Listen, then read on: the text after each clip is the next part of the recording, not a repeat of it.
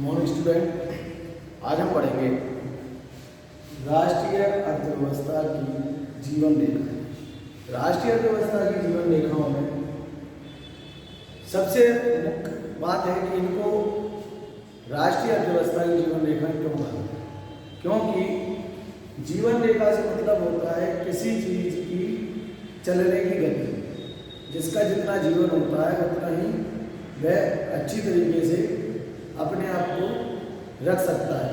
जितना अच्छा खाना पीना और बाकी सारी क्रियाकलाप होती हैं उसी अनुसार उसका जीवन आगे तक चलता है।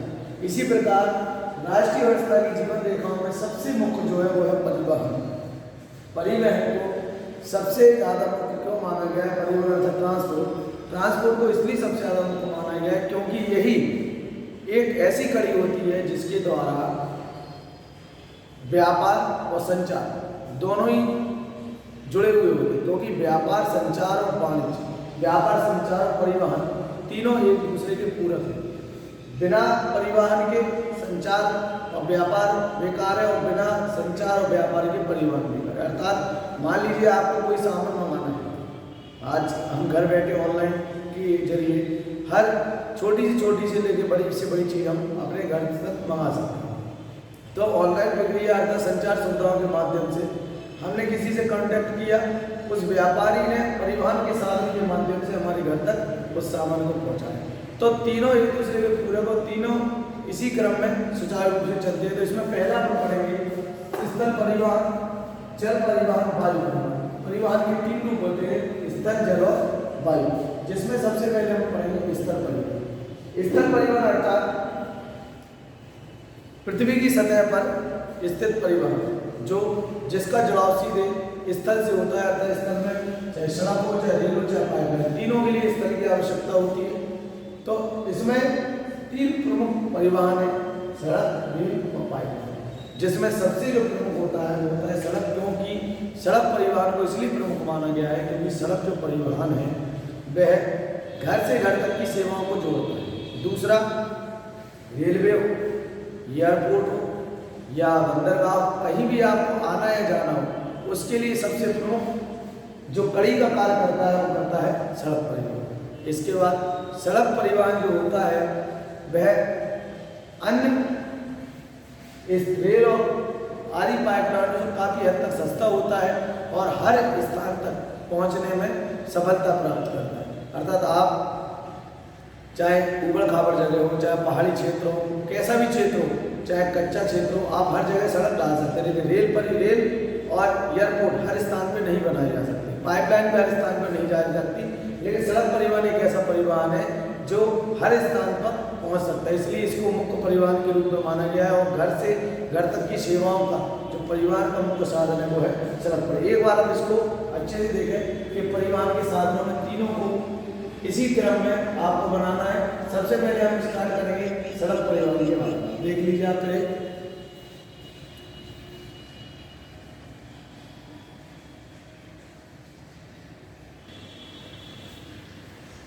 अब अपन पढ़ेंगे सड़क परिवहन।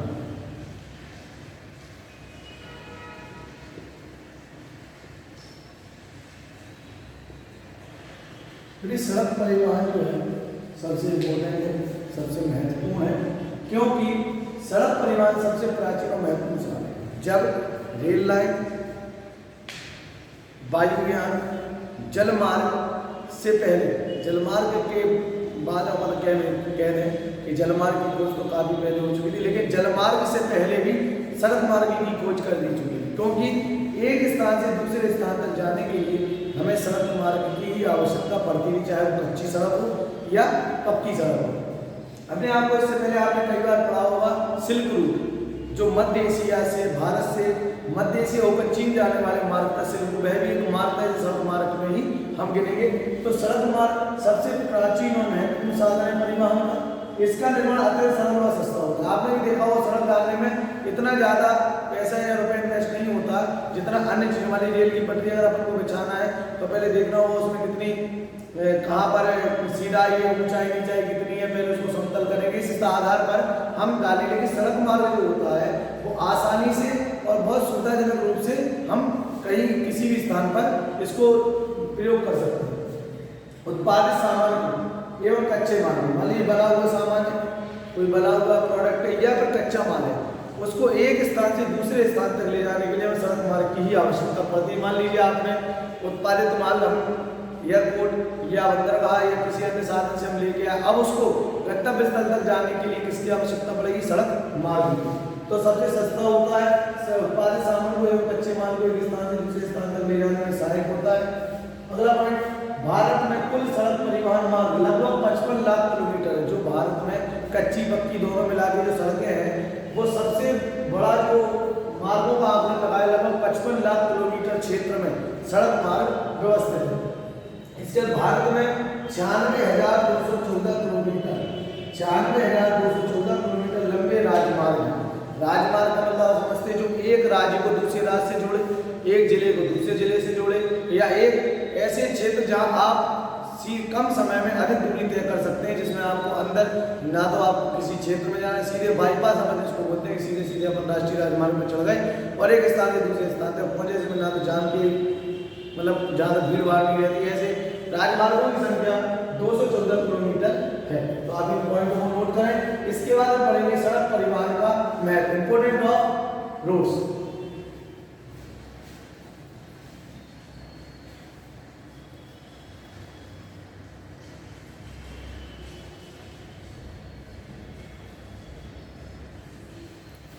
इसके बाद में हम पढ़ेंगे सड़क परिवहन का महत्व में पहला पॉइंट यह है, रेल मार्ग की अपेक्षा सस्ता होता है, इसके रखरखाव में कम व्यय होता है। मतलब रेलवे की पटरी बिछाने में, स्लीपर बिछाने में और उसको स्थापित करने में काफ़ी व्यय हो जाता है, जबकि सड़क मार्ग में इतना व्यय नहीं होता।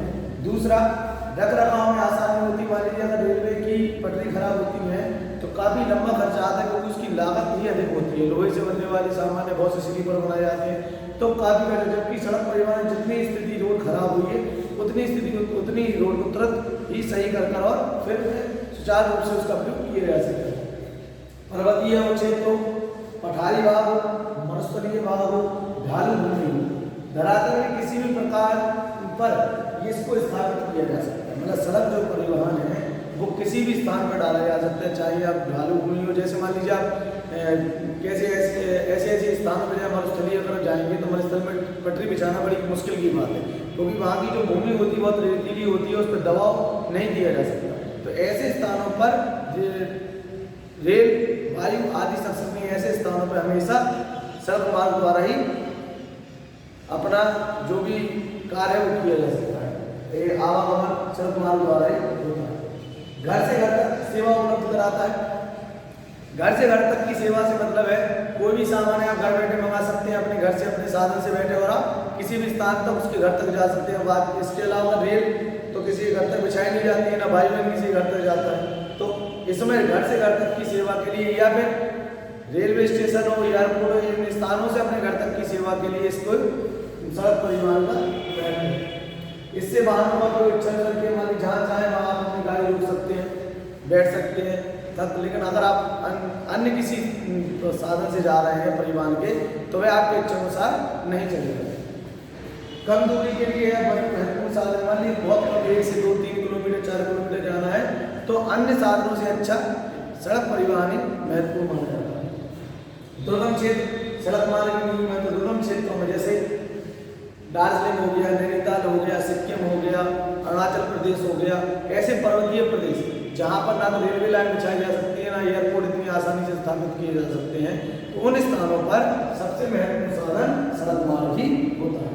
शीघ्र खराब होने वाली वस्तु जैसे अंडा हुआ, दूध हुआ, सब्जी हुई, मीट हुआ, ऐसी वस्तुएं, ऐसे पदार्थ जो कुछ ही घंटों में खराब हो जाने वाले पदार्थ हैं, उनको आप रेल द्वारा नहीं लाया जा सकता। मान ली रेलवे द्वारा लाएंगे तो पहले रेल से पहले उसको आप उसमें रेलगाड़ी में आप उसको रखेंगे, उसके बाद जब वो आएगी तो उतारा जाएगा, उतारे जाने के बाद उसको फिर भेजा जाएगा, तो काफ़ी समय लग जाता है और इसमें हानि भी हो सकती है, टूट भी हो सकती है सामान की। इसलिए सबसे सुगम जो साधन होता है वो होता है सड़क परिवहन। शीघ्रतम खराब होने वाली वस्तु जितनी भी होती है उनको सड़क मार्ग द्वारा एक स्थान से दूसरे स्थान तक पहुँचाया जा सकता है। इन पॉइंटों को आप नोट कर लें। इसके बाद हम पढ़ेंगे सड़क के प्रकार। सड़क दो प्रकार की होती है, कच्ची और पक्की। उससे पहले आप इनको नोट करें, उसके बाद हम आगे सड़क के प्रकार पढ़ेंगे।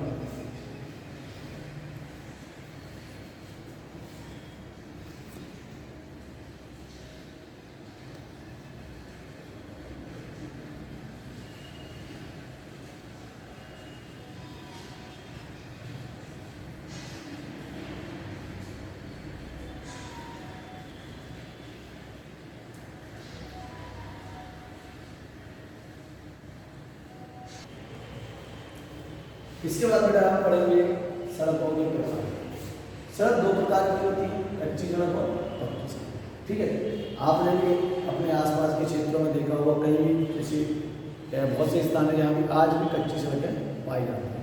बहुत से ऐसे राज्य हैं जहाँ पर आज तक कच्ची सड़कों का जाल बहुत ज़्यादा मात्रा में फैला हुआ है, पक्की सड़कें वहाँ पर कम डली हुई। ठीक है, तो कच्ची सड़कें भी हमारे लिए महत्वपूर्ण है। क्यों महत्वपूर्ण है? क्योंकि भारत को गांव का देश बोला जाता है। मतलब भारत में लगभग आधी से ज़्यादा आबादी गांव में निवास करती है, इसलिए भारत को गांव का देश कहा जाता है। और हम ग्रामीण क्षेत्र, कृषक क्षेत्र है, शुरू से हमारा जो भारत रहा है वो कृषि प्रधान देश रहा है। किसानों की हमारे यहाँ बहुत ज़्यादा स्थिति, मतलब मात्रा बहुत ज़्यादा है किसानों की। और किसानों की मात्रा ज़्यादा होने से हमारे यहाँ के जो आसपास के क्षेत्र हैं वे कृषि क्षेत्र में से संबंधित हैं और गांव से लगे हुए हैं। तो भारत की लगभग 68% जनसंख्या गांव में रहती है, इसीलिए भारत को गांव का देश कहा जाता है। क्योंकि जहाँ जनसंख्या ज़्यादा है ग्रामीण क्षेत्र की, तो उसको उसी के देश के नाम से जानेंगे। और हमारा भारत वैसे ही अपने आप में बहुत ही ज़्यादा महत्वपूर्ण है, सोने की चिड़िया हमारे भारत को कहा जाता था। हमारे भारत में विभिन्न प्रकार की संप्रदाएं पाई जाती हैं, विभिन्न प्रकार की मृदाएं पाई जाती हैं, विभिन्न प्रकार के क्लाइमेट, मौसम पाए जाते हैं जो शायद कहीं नहीं पाए जाते। ऐसी वस्तु जो ऐसी खनिज पदार्थ, ऐसे भोज्य पदार्थ जो केवल भारत में ही पैदा होते हैं, अन्य किसी स्थान पर उनका उत्पादन नहीं किया जा सकता। तो ऐसे भारत का वर्णन करना छोटे रूप में मुश्किल है, लेकिन भारत को इसीलिए गाँव का देश कहा, भारत की आधी ज़्यादा संख्या गाँव क्षेत्र में निवास करती है। शहर तथा गाँव को जोड़ने की कच्ची सड़क से आएगी। गाँव से आप शहर आएंगे तो कच्ची सड़कों के मार्ग से ही आएंगे। आप कहोगे सब कच्ची सड़क, पक्की सड़क तो सड़क होती पक्की जिसपे डामर बिछा हो, एपेक्स डले हो आज की भाषा में, या आरसीसी डाली सड़क पक्की सड़क हो। कच्ची सड़क जो अपन स्वतः अपने आवागमन के लिए ग्रामीण क्षेत्र में बना लेते थे, तो कच्ची सड़कों का दर्जा दिया जाता है। पहाड़ी क्षेत्रों, मरुस्थलीय क्षेत्रों, जंगल के क्षेत्रों, इन क्षेत्रों में पक्की सड़क जानना थोड़ा मुश्किल कार्य है, क्योंकि मरुस्थलीय आपको पता है रेतीले स्थान होते हैं। पहाड़ी क्षेत्रों में ही बहुत से क्षेत्र ऐसे जहाँ पर मशीनों का पहुँचना मुमकिन नहीं है। बहुत सी जगह छोटी, बहुत कम सक्रिय जगह होती है, तो ऐसी जगहों पर कच्ची सड़क क्या करती है, आवागमन के लिए महत्वपूर्ण साधन। इसके साथ ही इन्हीं सड़कों के माध्यम से किसान उत्पादित वस्तुओं को लेकर आता है। किसान अपने जो खेत में बनी हुई चीज़ें, मतलब कहा जाए तो बैलगाड़ी के माध्यम से आज भी कई टन माल शहरी क्षेत्र में लाया जाता है। अब तो समय परिवर्तन के साथ विकास हो रहा है, तो काफ़ी चीज़ें बदल चुकी हैं, फिर भी लेकिन आज भी बहुत सी जगह बैलगाड़ी का ही प्रयोग किया जाता है। और जो किसान है वो अपना उत्पादित वस्तु, उत्पादित सामान, गेहूँ, चावल, जौ, अनाज, सरसों, बाजरा, जो भी इसका उत्पादन करता है, चना वगैरह, वे सब कच्ची सड़कों के माध्यम से शहर में। इसी के साथ एक योजना चली थी, काम के बदले अनाज योजना। मतलब आप काम करें, काम के बदले आपको क्या देंगे, अनाज दिया जाएगा। तो इससे ग्रामीण क्षेत्रों में, शहरी क्षेत्र के या ग्रामीण क्षेत्रों में आवागमन ज़्यादा हो, जिसने सड़कों के विकास में महत्वपूर्ण भूमिका निभाई। अर्थात सड़क ज़्यादा मात्रा में डाली, जहाँ सड़क नहीं थी वहाँ पर भी क्या हुआ, जब काम जिसके पास नहीं था काम करने गए, वहाँ अनाज मिलने लगा और उसके सब बराबर में सड़क डालने का कार्य किया जाता है। तो आज आप देख रहे हैं ग्रामीण क्षेत्रों की बहुत सी स्थिति सुधर गई। बहुत से गाँव में तो अब कच्ची सड़कों का नाम निशान नहीं रहा, लेकिन फिर भी बहुत से ऐसे राज्य, ऐसे क्षेत्र हैं जहाँ पर आज भी कच्ची सड़कों के द्वारा ही आवागमन किया जा रहा है। बरसात में लेकिन ऐसे समय बड़ी मुश्किल होती है। पक्की सड़कों के अपेक्षा कच्ची सड़कों में जब बरसात का मौसम होता है, अभी देख रहे होंगे आप तत्काल में पानी गिर रहा है, ऐसी स्थिति में कच्ची सड़कों में आवागमन में बहुत ज़्यादा परेशानी का सामना करना पड़ता है। तो अपन तो यही उम्मीद करेंगे सरकार से कि कच्ची सड़कों का नाम निशान खत्म हो जाए, हर स्थान पर पक्की सड़क डल जाए, जिससे कि व्यक्तियों को आवागमन में समस्या ना हो। इन पॉइंटों को आप नोट करें। उसके बाद हम आगे बढ़ेंगे पक्की सड़कों से संबंधित सारी चीज़ें। अभी ये केवल कच्ची सड़कों के बारे में आपको बताया गया है।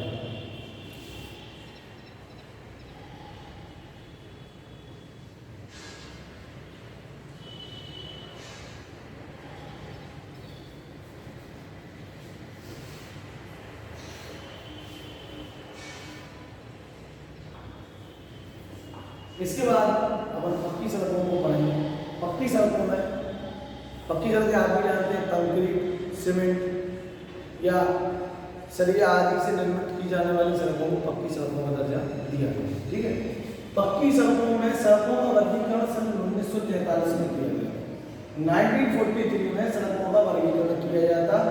वर्गीकरण से मतलब है कि सड़क तो सारी थी, लेकिन कुछ सड़कें जो एक विशेष रूप से तैयार की गई थी, विशेष साधन के लिए तैयार की गई थी, उनको वर्गीकृत किया गया। तो इन वर्गीकरण में राष्ट्रीय राजमार्ग भी है, प्रांतीय राजमार्ग भी है, सीमावर्ती सड़कें भी हैं, जिला सड़कें भी हैं और अन्य प्रकार की सड़कों को इसमें सम्मिलित किया गया। तो सबसे पहले हम पढ़ेंगे राष्ट्रीय राजमार्ग। राष्ट्रीय राजमार्ग को हम यदि कहें तो NH के नाम से भी जानते हैं, आपने देखा होगा।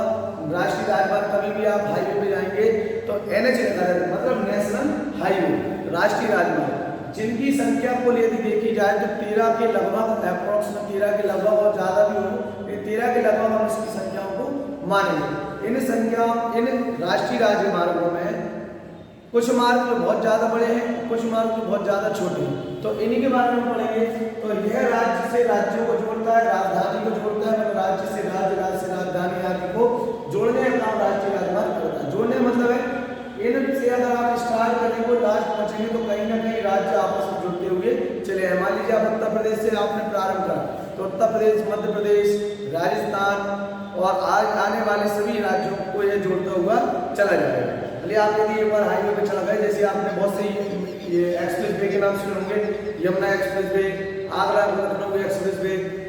तो एक्सप्रेस वे का मतलब होता है कि इनमें एक तो इनकी गाड़ी चलाने की जो स्पीड होती है इन पे ज़्यादा होती है और एक राज्य को दूसरे राज्य से जोड़ने का कार्य करते हैं। तो जो कुछ एक्सप्रेस वे बनाए गए, दूसरा जो पॉइंट है, इनकी कुल लंबाई 70,934 किलोमीटर, अर्थात 70,934 किलोमीटर कुल जो लंबाई है वो राष्ट्रीय, आपने पढ़ा था 9,214 किलोमीटर की सड़कें बताई गई, उसमें से 70,934 क्या है, केवल राष्ट्रीय राजमार्गों की संख्या।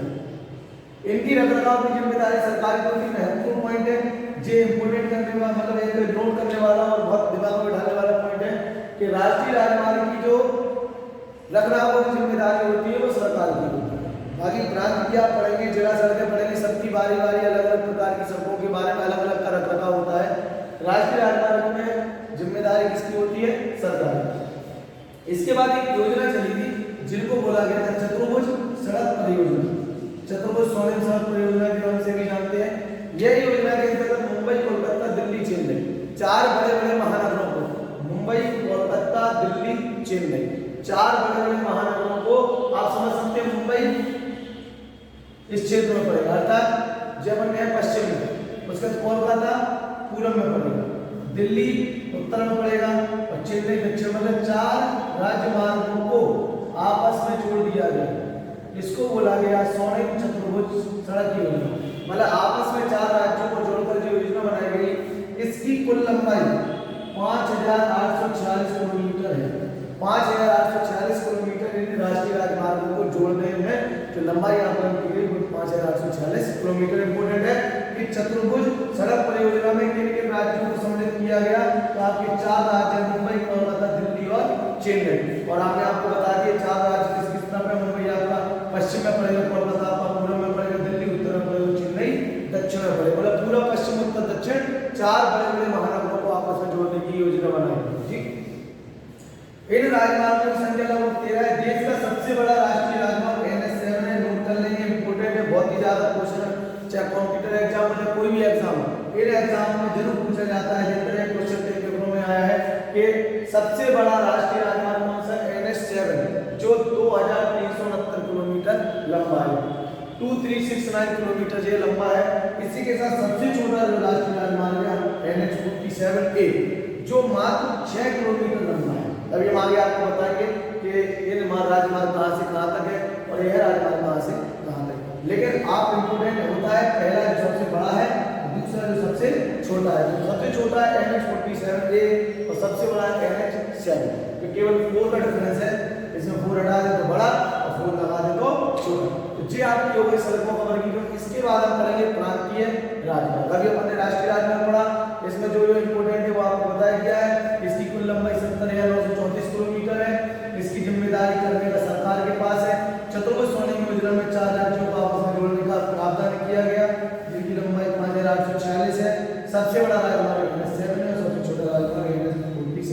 ए है। और 1943 में सड़कों का वर्गीकरण का कार्य किया गया था और सड़कों को आपस में प्रयोग के आधार पर, उपयोग के आधार पर उनको बांट दिया गया था। तो जल्दी से इसको नोट करें। नोट करने के बाद हम आगे बढ़ेंगे प्रांतीय राजमार्ग।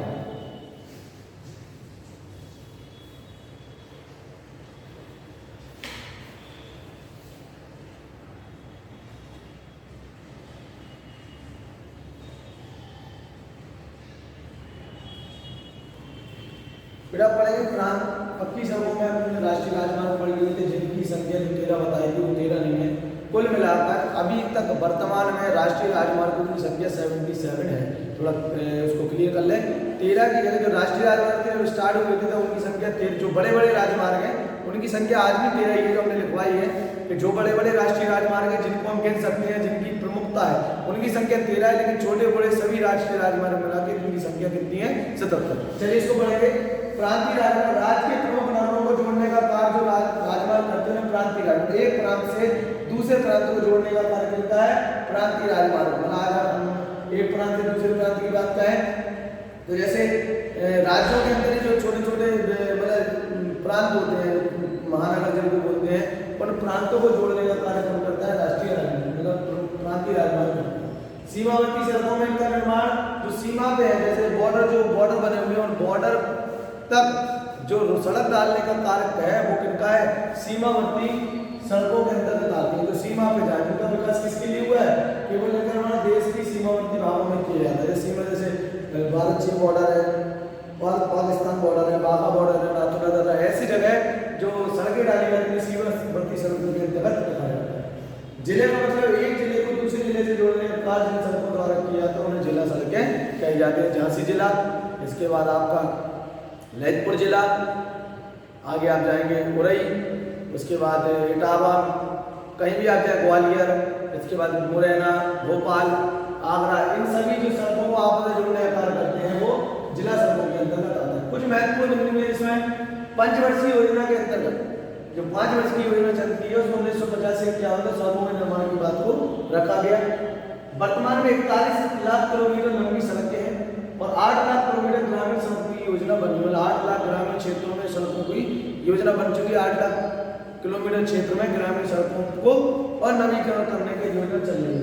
इस समय देश में कुल 77 राष्ट्रीय मार्ग हैं जो आवागमन की सुविधा बहुत अच्छी सुचारू रूप से चल रही है। इन चीज़ को नोट करें। इसके बाद जो आप पढ़ेंगे वो पढ़ेंगे राष्ट्रीय राजमार्ग। जो 13 राष्ट्रीय राजमार्ग हमने लिखवाए थे, हम 13 राष्ट्रीय राजमार्ग के बारे में बताएंगे कहाँ से कहाँ तक है जाकर। इसको आप पहले नोट करें।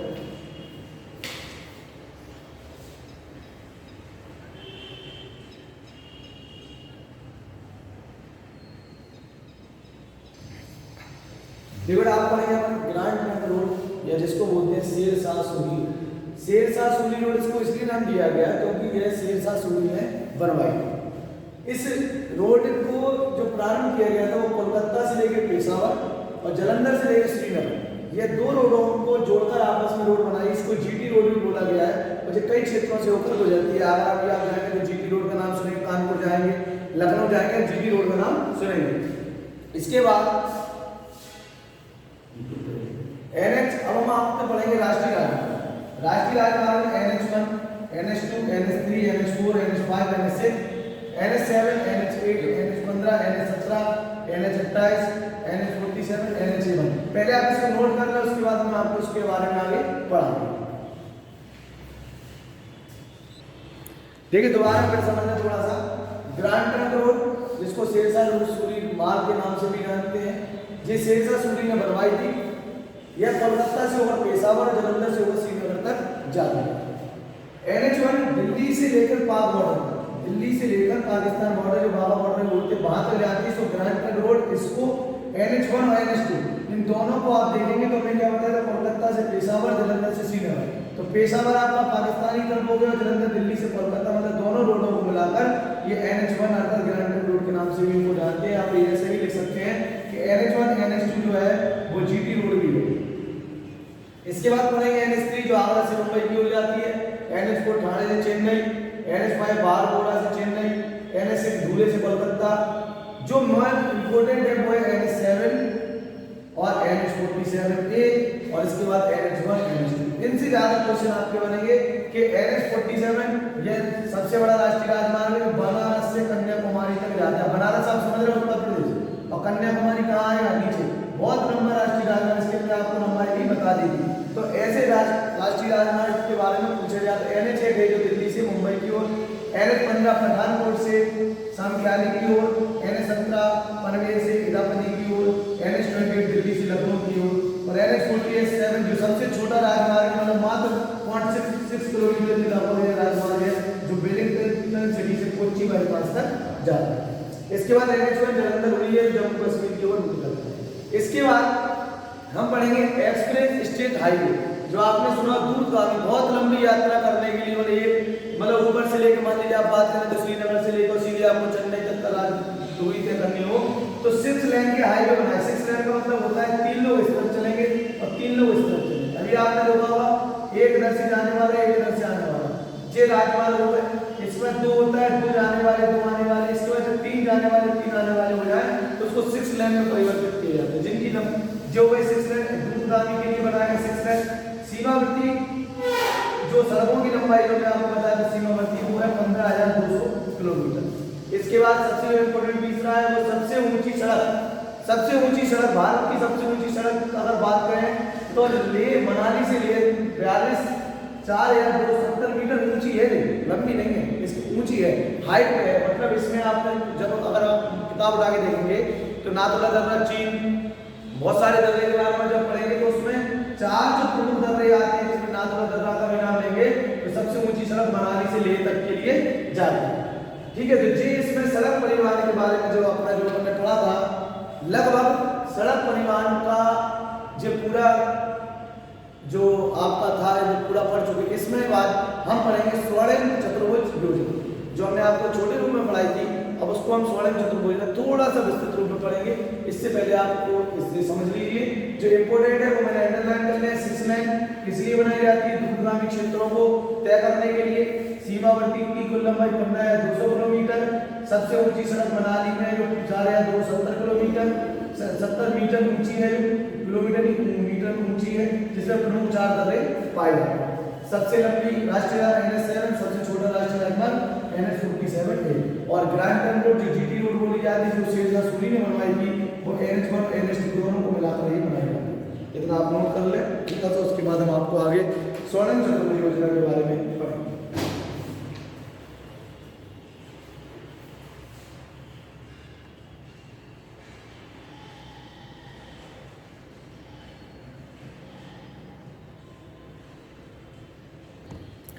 डेविड आप पढ़ेंगे स्वर्णिम चतुर्भुज महाराजमार्ग, और इसी के साथ सड़क परिवहन का जो चैप्टर था वो कंप्लीट होता है। इसके बाद हम पढ़ेंगे रेल परिवहन।